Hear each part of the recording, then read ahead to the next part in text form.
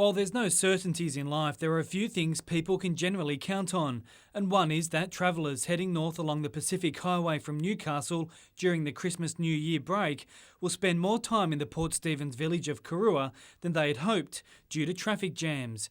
But that's expected to last only one more summer, with the Karua bypass to open next December. And almost complete is the road's most important section. As these time-lapse pictures show, 2 bridges were built using a method that has proven to be environmentally superior and safer than traditional construction techniques. Sections of the roadway are cast and, when ready, launched or pushed along. It means the process can be managed out of one location. In total, the bridges are 812 metres long, making them the longest incrementally launched bridges in the Southern Hemisphere.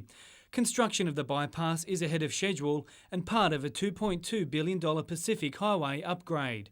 Cullen Robinson, NBN News.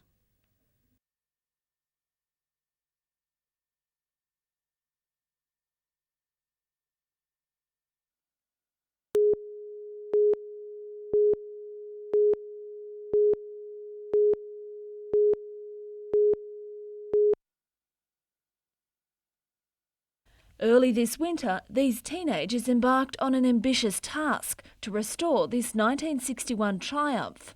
They did a lot of what we call a dirty work. They stripped down the old paint off the mudguards and the rust and everything.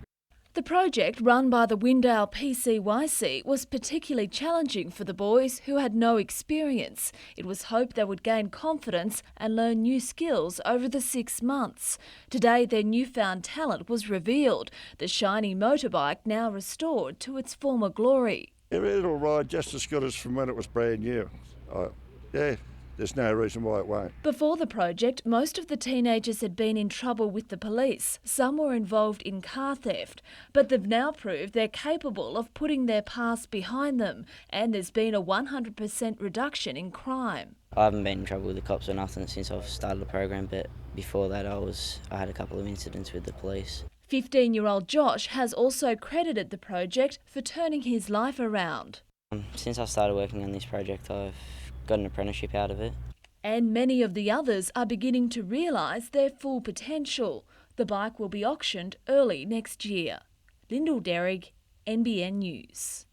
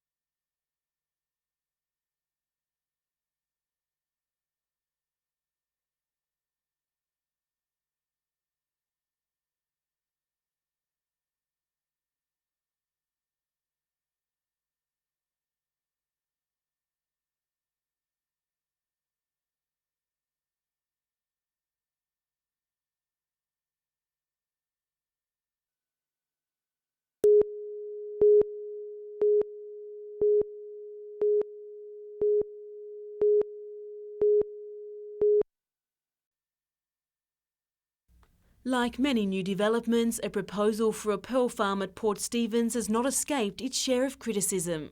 We're concerned that the whole port may become an aquaculture guinea pig for fisheries. A revised plan comprising of 3 lease sites has been lodged with the Department of Infrastructure, Planning and Natural Resources.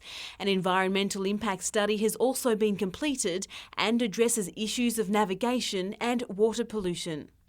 Concerns over the possibility of whale entanglement have been addressed. Port Stephens Pearls has decided it will not apply for any offshore licences. Still, some aren't convinced there's been adequate research into the farm's impact. Anything that threatens the dolphins threatens our business. Community groups have met with state government representatives stating their cases for and against the 30-hectare development. The EIS goes on display tomorrow. Yeah, we're hopeful that we'll be able to get this application up and going and farm the world's best Akoya pearls. Colleen West, NBN News.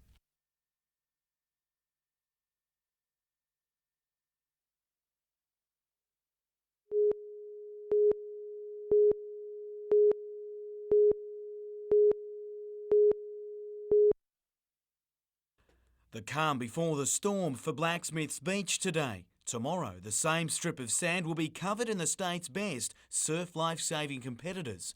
Swansea Belmont won the opening round last month at Woolgoolga, but only lead the overall club point score by a point. Makes the clubs come back because they're not off the touch for the leaders, so the prize money on it, so it gives everyone a chance to come back and maybe get more money. Money may be the incentive for clubs, but for individuals, the Premiership offers consistent elite competition, which will only help their cause in overpowering Queensland rivals at the Nationals later in the year. Stops Queensland's taking all their competitors up there too. Yeah, just how big a problem is that? It's a pretty major problem. You have a look at most of the good competitors in Queensland, most of them come from down here. Home to the state championships for the last 2 years, Blacksmiths is a popular venue with some 900 individual entries taken for the round. The likes of Joshua Blair and Redhead Olympian Peter Scott will highlight the host of strong hunter competitors, but they won't have to look far for competition. Jim Callanan, NBN News.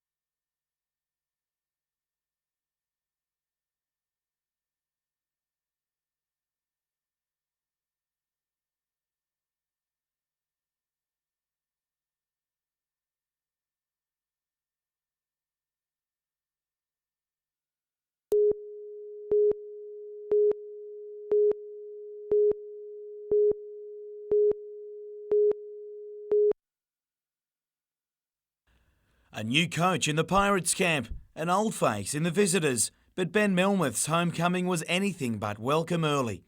The Pirates scorched out of the blocks, Travis Lindstrom and Kevin Brooks starting things. The veteran import showing some of the tricks picked up during a stellar career. Kiwi rep Miles Pearce got one over his home country's team, while local lad Peter Barnett joined the scorers too, as the home side took a 40-22 quarter-time lead. It was the Breakers who blazed away after that. Power under the bucket led to a 15-point run, which slashed the margin.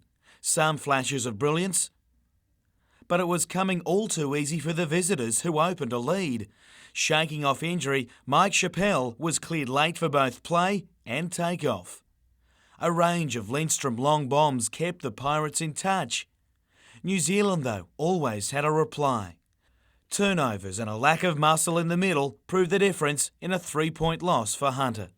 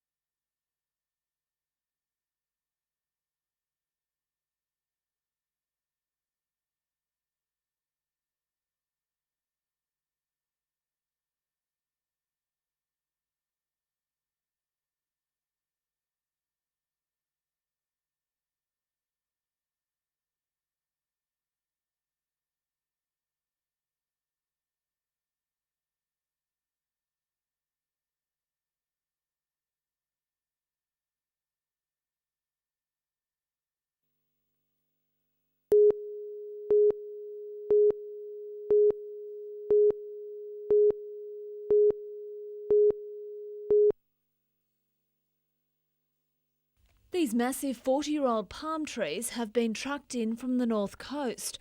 All up, $50,000 is being spent planting 7 palms as part of the landscaping work which is underway at Harbour Square.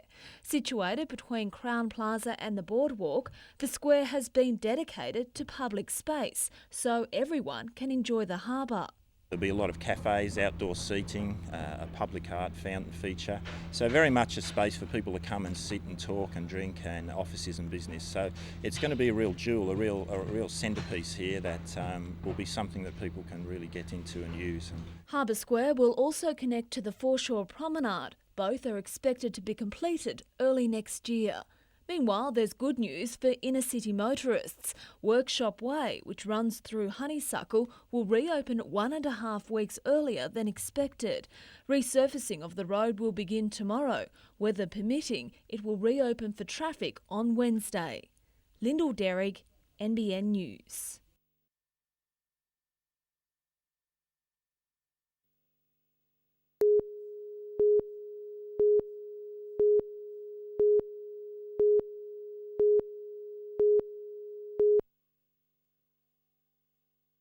This picturesque farmland could soon be home to thousands of people. The 900 hectares make up the Thornton North Master Plan. Because of its location and limited constraints, it's prime land for some degree of residential development. And really the master plan, it sets the principles on to which people will have to follow.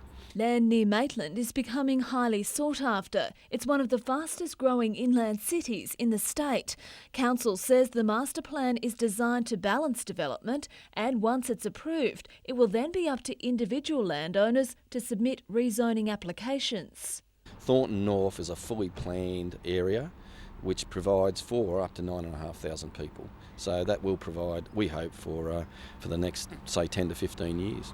Brad Everett says so far the response from the community has been fairly positive. Council has received only 45 submissions. It will meet to decide on the issue tomorrow night, but already staff have recommended the plan be approved. Lyndall Derrick, NBN News.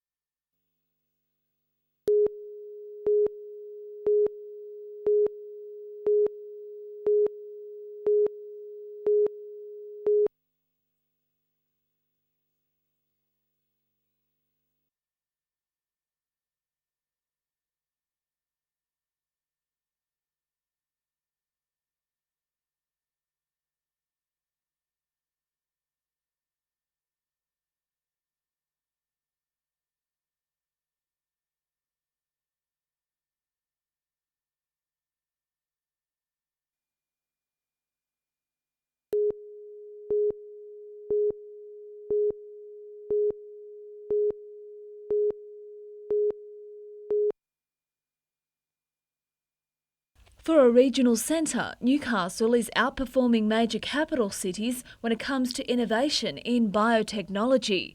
The city secured more than $1 million in Commonwealth funding for 5 separate projects. It is enormous to get this type of recognition, and it's good for Newcastle as well. A lot of people perceive us to be a country town, which we're not. We're doing cutting-edge science and technology, and we can hopefully produce the products at the end. A company known as Therapy is researching how ancient Chinese herbal medicine can be utilised to improve current drugs used for chemotherapy.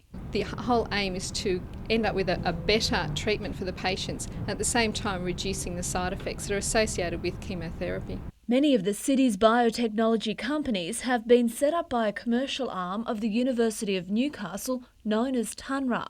It also received $250,000 in funding. Some researchers are working on these projects for 10, 15, 20 years in some cases. So to actually see something that can be developed into a product that can be taken to market is just extremely rewarding. Other companies which received funding include Hunter Immunology, VRI Biomedical and Interk. Hunter Immunology says it plans to use the funding to develop an oral vaccine to prevent the spread of Staphylococcus at hospitals. Lyndall Derrick, NBN News.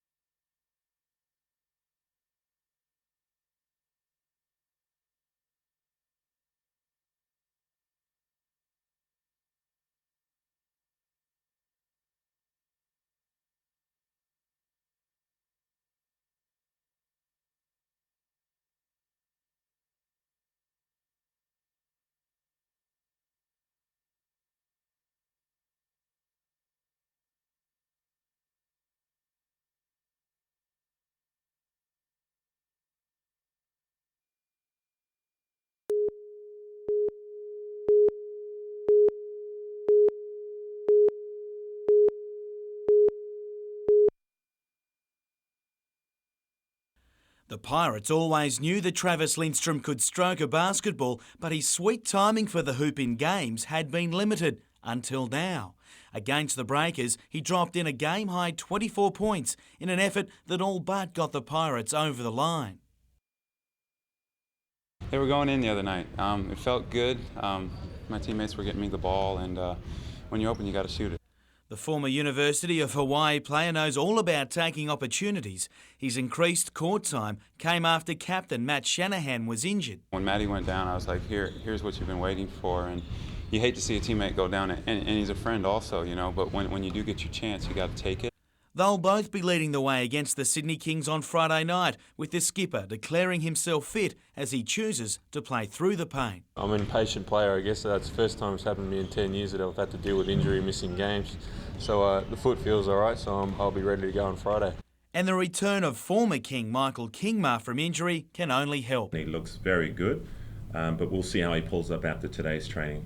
But I like what I've seen so far.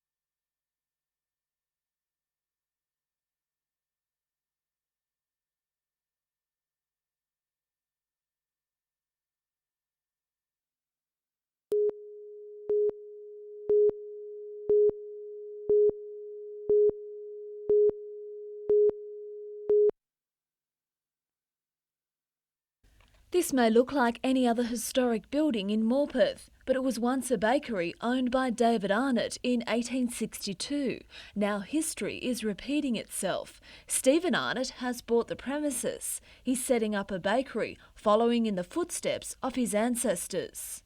They would have been working down there and walking on the same sort of ground, so it makes the hair stand up on the back of my neck quite often. The same wood-fired Scotch oven used by David Arnott still stands. It's the oldest of its kind in Australia, and it once cooked not only breads but Sunday roasts for the whole community. After the bread was baked, the meat would go in the oven and everybody's roast would get cooked.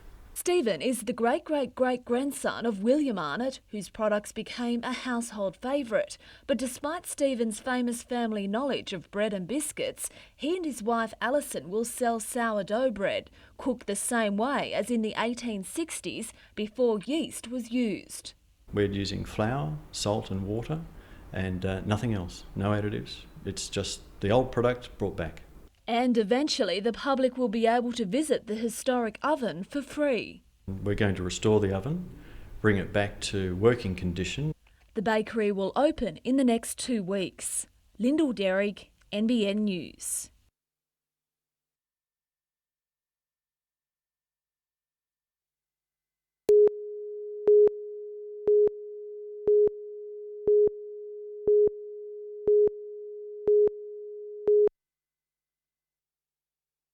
According to the study conducted by the University of Newcastle, netball is still the most popular sport among teenage girls, but other sports like surfing are becoming more and more attractive. We had up to a third of the girls actually indicate that should it be offered to them as a choice, they would actually be very interested in trying rugby union and rugby league. More than 500 girls in the Hunter were surveyed in the study, which was looking at why girls drop out of organised sport.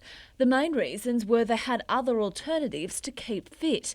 They had too many school commitments or they couldn't afford the sport of their choice. We also found that 10% of kids have never actually even tried organised sport of any form, so that was quite surprising. But 90% of those who participate meet the minimum exercise requirement of 2 hours per week. We also need to make sure that the emphasis is taken off everyone being a champion, and certainly the emphasis should be back on fun and the social aspect of sport. Lyndall Derrick, NBN News.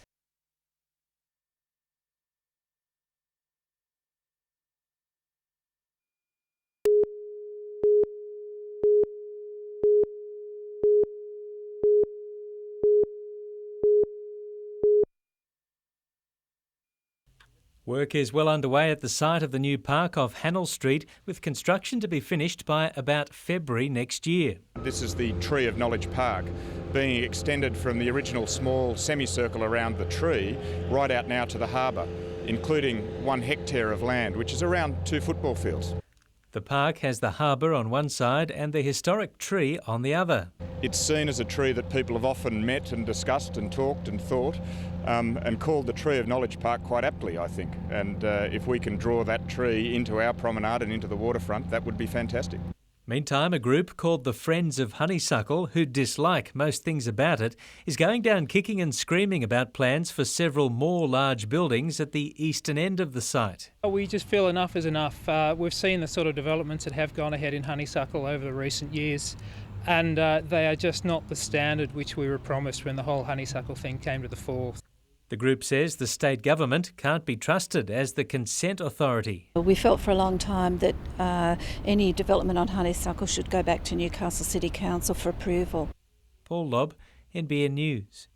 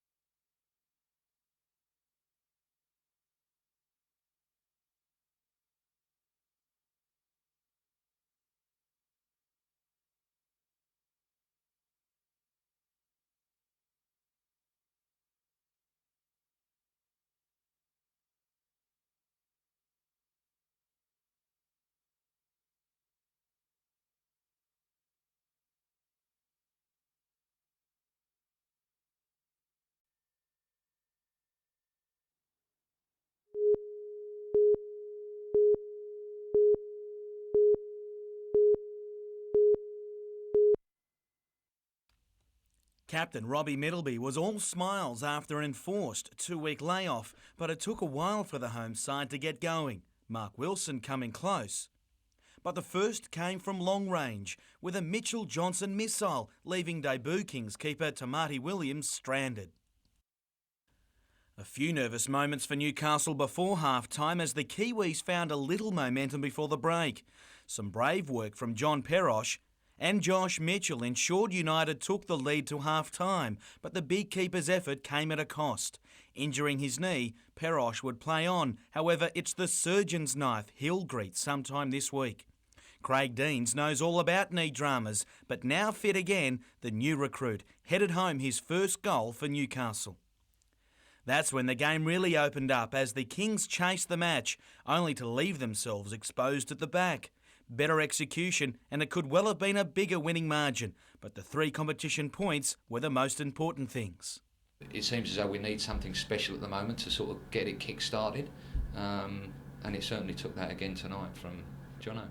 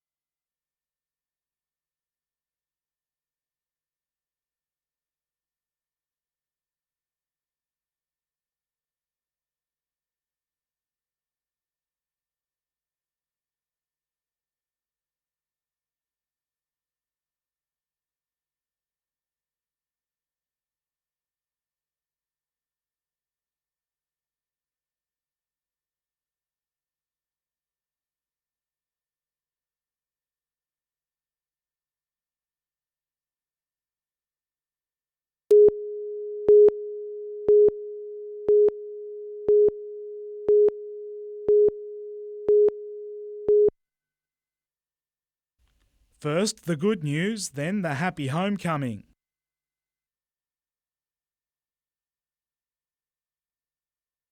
Two-year-old Daniel back in his mother's arms after spending 1.5 hours off the beaten track, taking with him the bare essentials. He's wandered with his dog about 3 kilometres from home up along the track to see Hampton, and fortunately he was found by a couple of mine workers from Darracon up along the road there. The pint-sized adventurer was a little camera shy, completely unaware of the massive community effort, hailed a great success. Further south, Tuggerah Lakes Police are still trying to locate Robert Thomas Schumacher of Chain Valley Bay. Relatives reported the 23-year-old missing after he failed to return from a fishing trip on Saturday on Lake Macquarie. Water police spent the day scouring the southern fringes of the lake, but only his fiberglass rowboat was found unoccupied, with a note written on it, "The owner will be back." 58 hours on and still no response. Adam McKilrick, NBN News.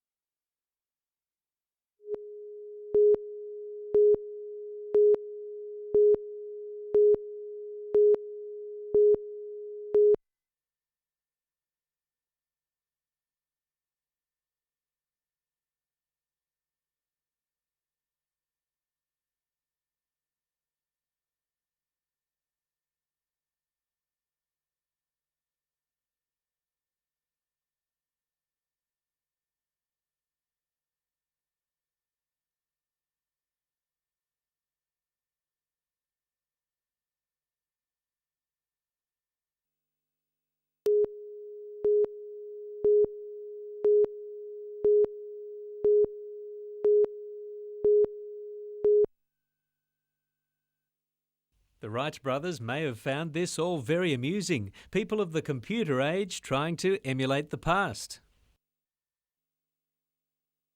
The difference is that these pilots know flight is possible. All Wilbur and Orville had was a hunch. The Wrights made this really difficult to reproduce.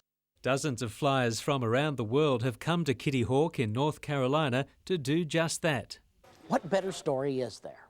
What better invention is there to try to emulate and try to share in that dream yourself? It was a dream those bicycle-making brothers from Ohio had almost given up on in the winter of 1903. Then they tried one more time, and for 12 seconds, Orville Wright and the homemade flying machine rose into the sky and into history. One man the Wright brothers acknowledged was Australian Lawrence Hargrave, whose experimental man-carrying kites influenced the Wrights' designs. If Hargrave had had an engine, it may have been an Australian to make the first powered flight. This anniversary has captured the imagination of modern-day aviators. These flyers from the Royal Newcastle Aero Club staged a commemorative flight over the Hunter Valley to Newcastle Harbour today. an almost cloudless blue sky, the wind in their faces and the roar of an engine propelling them through the sky. 100 years on, the reality is still as appealing as the Wright brothers' dream. Paul Lobb, NBN News.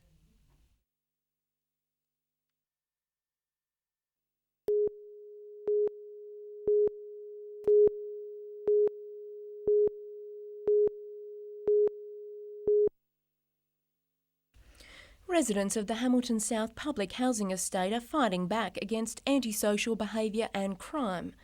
Today they showed they are a community full of neighbourly spirit, turning out in droves for a Christmas party. The aim is to get people together, for people to meet their neighbours, to have some Christmas fun and to show appreciation for the hard work the residents have done throughout the year. Everything from face painting to bubble blowing was on offer. But it was the playstations in the Police Citizens Youth Club van that proved the most popular. But all the activities were soon forgotten when Santa arrived. He got down to business straight away, checking who's been naughty or nice. Tanya Carlisle, NBN News.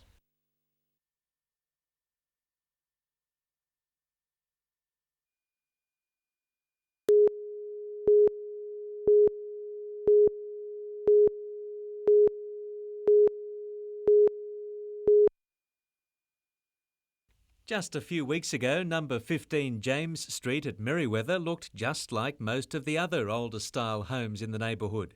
Today it looked, well, only half as good. Home to Penny Milton and her fiancé for 5 years, it was jacked up, cut in half and prepared for the trip to Black Hill, where the new owner will reassemble it.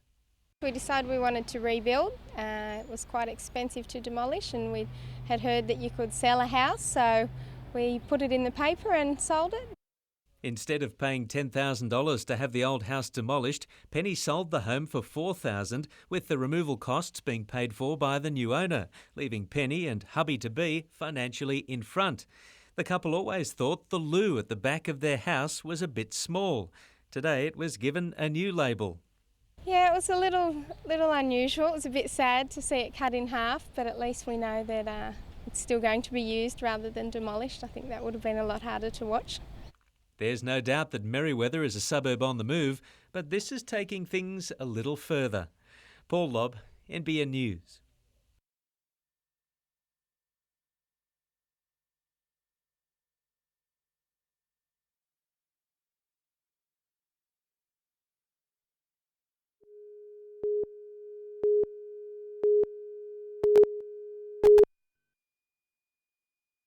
Most of us can remember a kind and fun-filled teacher from our school days, and for these Year 6 students at East Maitland, it's Mr. Black. He's been at the school for a long time and he's been doing a lot of things for the school to make it better, and without him it just won't be the same. The way he cares for everyone and makes school fun. But the bad thing is when he loses his temper. Trevor Black has spent 27 of his 37 years teaching at the school and was given a big send-off today by the staff and students, who presented him with a wheelbarrow for his retirement on a small farm. Kids are just fantastic people. There's very, very few kids that aren't wonderful, and they give their best if you treat them the right way. You treat them with a bit of TLC and they'll give you so much in return. And I've never taught a bad kid. Every kid I had wonderful points. He's always prepared to go that extra mile, and it'd be very sad to see him go. He cares for the kids. He just epitomises what a teacher should be. You can't help but think that retirement from this might be a little lonely.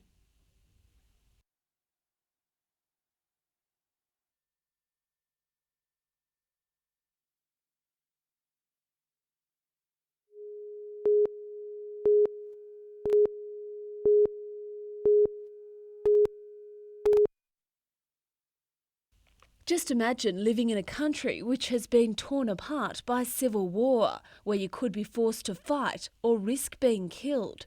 The war in Sudan has lasted for more than 20 years, but sadly it has largely gone unnoticed by the Western world. Martin Dengjak and his family fled the country with the hope of a better life in Australia. What happened in Sudan is not easy, and many countries do not know because of lack of information. After living in refugee camps in Africa and even being captured in Nigeria, Martin and his family were allowed to stay in Australia under the government's humanitarian refugee program. And he's full of hope about his new life in Newcastle. He's studying English at TAFE. Some of his daughters go to school. It is not difficult because I have gone through difficulties for almost 16 or 17 years. To start again is not a problem. The only thing is stability. Newcastle has been declared a welcome town for refugees by Newcastle Council. Baby Mariam is one of 115 Sudanese people currently living in the city. 70 more are expected to arrive next year as the Sudanese people can sponsor their relatives. I was welcomed warmly by community, even in Newcastle here. So I'm very happy and feel at home. Lyndall Derrick, NBN News.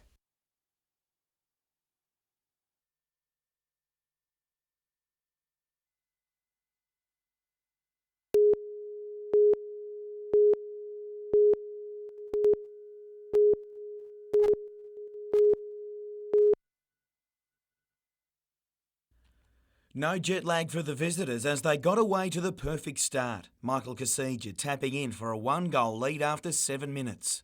1 minute later, Peter Sakanis copped his 4th booking of the season and an automatic 1-game suspension. It's a calf muscle tear that'll sideline Robbie Middleby for up to a fortnight. Replaced by Ryan Griffiths, the substitute made an immediate impact. It was the post that denied South Melbourne a second, while a brave save stopped the Salamassi's blast before the break.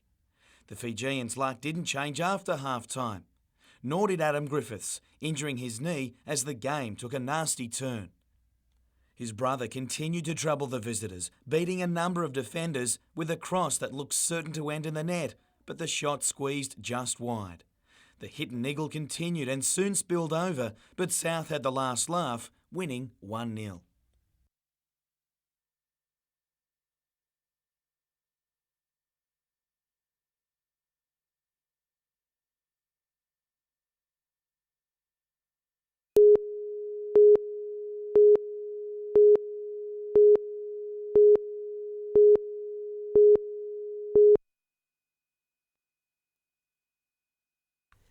Traditionally, the great Australian dream was to have your own home. Today, that dream for many in our biggest population group, the baby boomers, those born between the 1940s and 1965, is to sell that house and head to the coast to enjoy retirement. But a new report on ageing and what it could mean for local government has sounded a loud warning for councils from the Hunter to the Tweed. While baby boomers might want their sea change, having them congregate in large numbers in any one area might be a generational shift North Coast councils could regret in the future. Report author Dr Peter Brain says our coastal paradise hasn't been lost yet, but councils and baby boomers need to plan ahead for the changing times. They will lose paradise if you like, the regions become too dependent on people such as themselves. Challenges councils will need to confront range from what facilities they can or need to provide for a generation that will live longer, through to the financial issues of more people claiming pensioner rebates and having enough young ratepayers in the workforce. The Central Coast was one of the first locations in Australia to experience retiree migration. However, it's now well placed for the future after a successful transition from retirement haven to growth zone.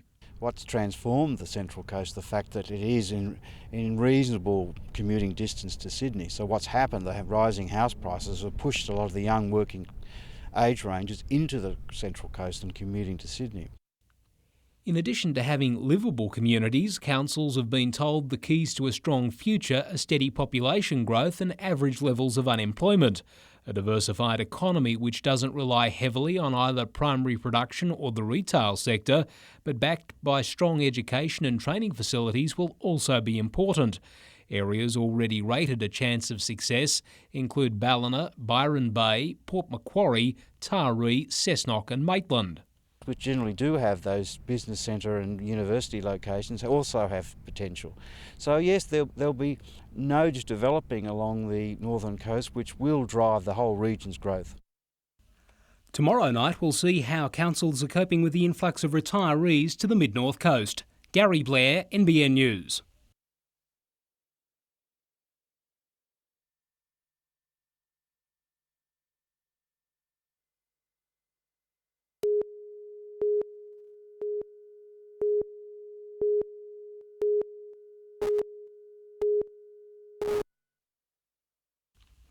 This will be the first Christmas for the after-hours GP service after it extended its operation from just Maitland to other centres in the Lower Hunter. It's expected to take the pressure off busy hospital emergency departments. Patients can experience long waits over a Christmas period in emergency departments, and because of our patient booking system, patients can usually be seen fairly promptly when they attend one of our clinics. Clinics are located at Maitland, Belmont and John Hunter hospitals, as well as the Toronto Polyclinic and the Newcastle Community Health Centre. Since commencing operation on the 1st of July this year, the extended service has proved to be hugely popular. We've seen over 15,000 patients through the GP clinics, and we've also provided telephone advice to more patients than that in the call centre. So there's certainly been a lot of patients benefiting from the service being there. So far, 220 doctors have signed up to help run the free service. The clinics are open from 6 to 11 weeknights and 9 a.m. to 11 p.m. on public holidays and weekends. It can be accessed by phoning 1300 130 147. Tanya Carlisle, NBN News.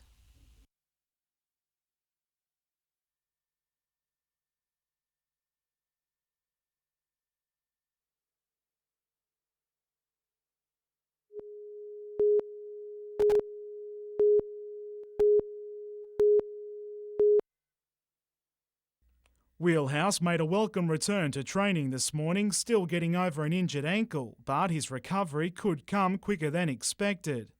In an ideal world, we'd like to ease him back in slowly. Steve Eagleton and Michael Prentice are both playing the youth team, which is good news for us, so at least they're on the comeback trail. The same can't be said about captain Robbie Middleby, who's out for a month. Adam Griffiths is another exclusion, an MRI scan confirming his absence for at least 2 games. So he's torn his ligament in his knee, so he's going to hopefully see the surgeon within the next sort of 24 hours.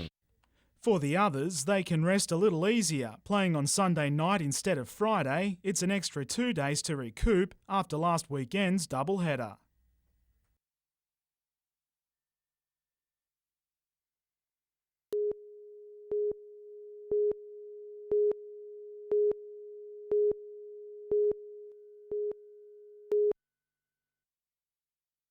After finishing 2 majors as the highest-ranked amateur, it's no wonder some are asking when exactly is James Nitties going to turn professional.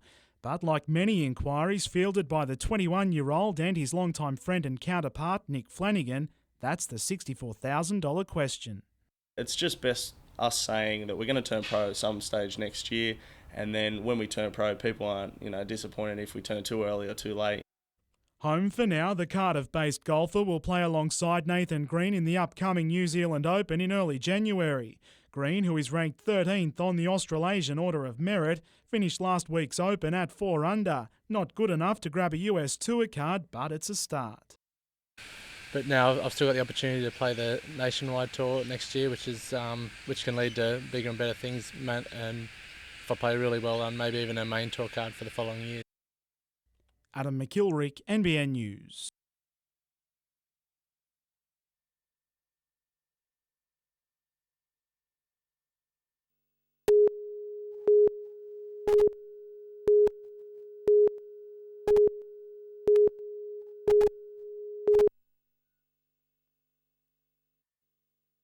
The lure of yellow sand and clear warm water proved irresistible for thousands along the Hunters coastline today.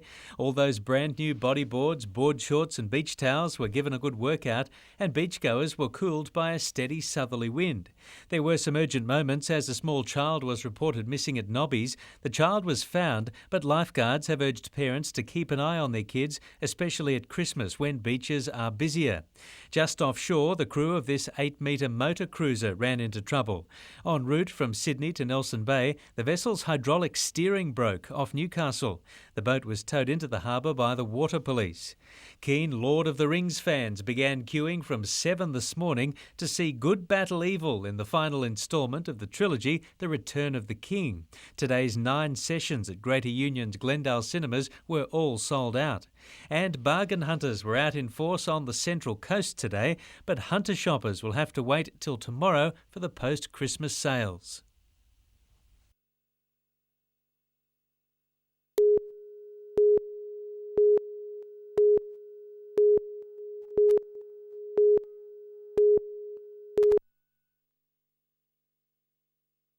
Dennis Tull is well known among the region's emergency services, having volunteered for much of his life with the Newcastle Police Rescue Squad. Dennis came to the Police Rescue Squad in about 79 and volunteered his services answering phones and just generally looking after the office.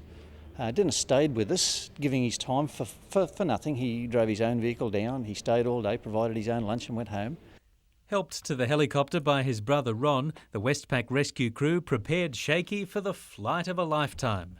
This is just our way of giving a little Christmas present, saying thank you on behalf of all the emergency services in Newcastle. It's a long time since I've been on one.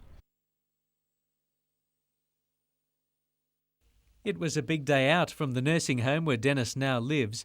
An accident at the age of 9 injured his spine, then his body developed uncontrollable shakes. These days he's retired from work, but still commands the respect of those he worked alongside. Dennis has worked for the community for about 30 years, and the whole time it's been unpaid, and he's done as much as he can to help the community. It's not every day the experienced Westpac crew will admit they've had a shaky flight. Bloody fantastic. Oh, that was beautiful.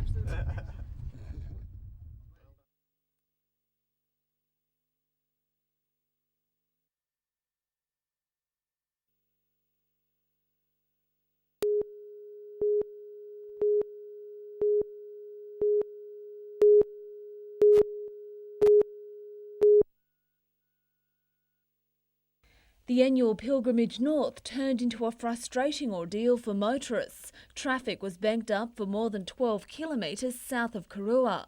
Police say Boxing Day is usually the busiest day on the Pacific Highway. However, it appears some people tried to avoid the rush, but instead unintentionally contributed to an even bigger traffic jam. I thought it would have been a better day than a Friday. We were going to leave early, but we thought it would be easier to leave, during daylight, that's all. We've come from Wollongong and we left at 5 o'clock this morning, and it was probably 5 hours something now to get to here. Hopefully, though, this will be the last of the annual Christmas bottlenecks at Karua. The new bypass is expected to open next December. Well, we've done, 40 k's in the last 2 hours. Further south, there was also heavy traffic at the end of the F3 freeway, with major delays for motorists on Weekly's Drive and the start of the New England Highway. Lyndall Derrick, NBN News.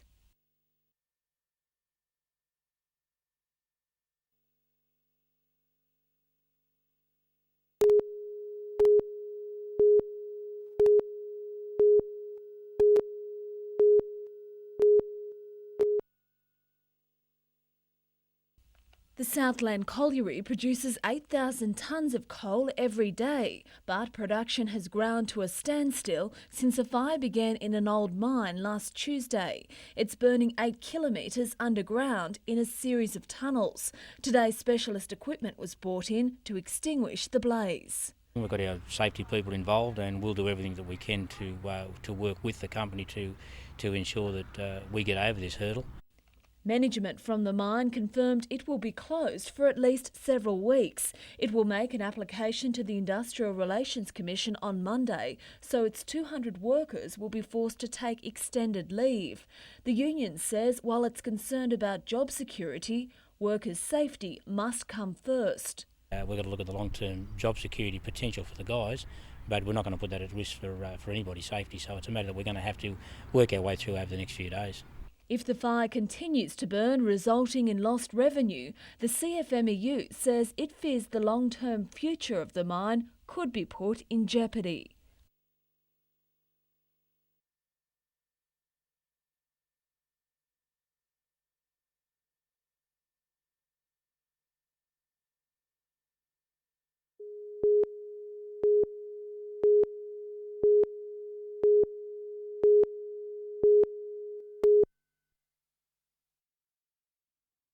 Once again, the Newcastle foreshore is expected to be the Hunters' Party Central. The whole CBD area is a no-go zone for alcohol. Police warning it will be confiscated and drinkers could be fined. Underage merrymakers could even find their evening ends early. If they are intoxicated, we will be detaining them and they'll be taken back to the parents and we'll be speaking to them directly. With thousands of people expected to see in the new year in the city centre, special traffic arrangements will be enforced. There'll be road closures and council will open up the Bolton Street car park for use free of charge. But we do encourage the use of public transport. A lot of the inner city area will be locked down, commencing at 3 p.m. in the afternoon. Extra train, bus and ferry services will help revellers get to and from the party.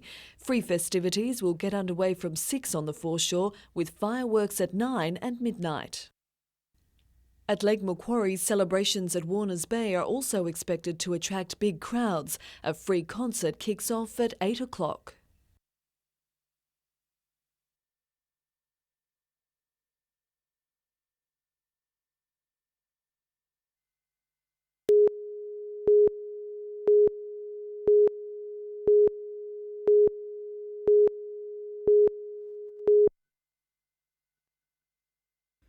While many Cessnock residents are concerned about the stench coming from the burning mine, it's the least of the city's worries. Southland's majority owner, Gympie Gold Limited, has placed itself into administration following an underground fire and subsequent sealing of the mine.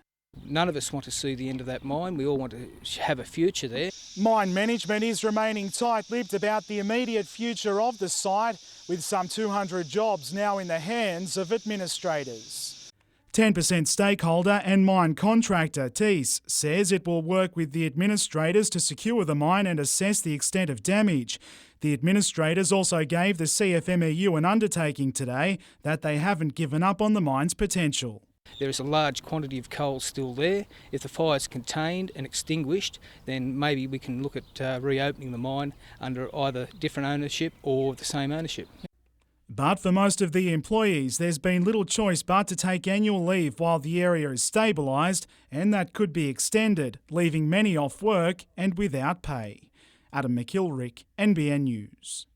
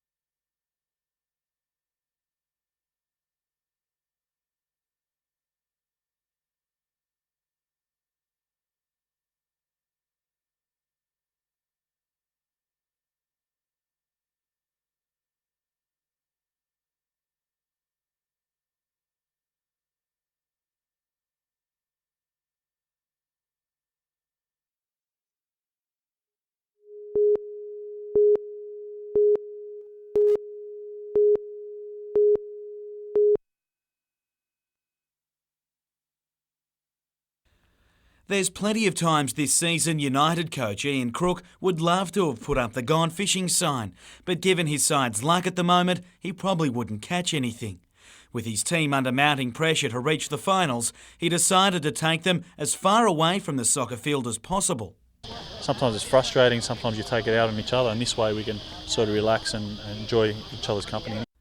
The acting captain knows his side can only keep its head above water for so long as they push for a third successive playoff spot. Grabbing just one competition point from their last 4 outings, Sir Kenneth believes the team must win their next 3 just to get things on track, and that starts with Adelaide this weekend. And if we don't get a result there, then for me, I think it's going to be virtually impossible. Besides now sitting in 8th spot on the ladder, it's the amount of games remaining this season that hurts United. Teams both above and below Newcastle have at least one match in hand to pick up vital points. Injuries don't help either, but none from that long list are expected back this weekend.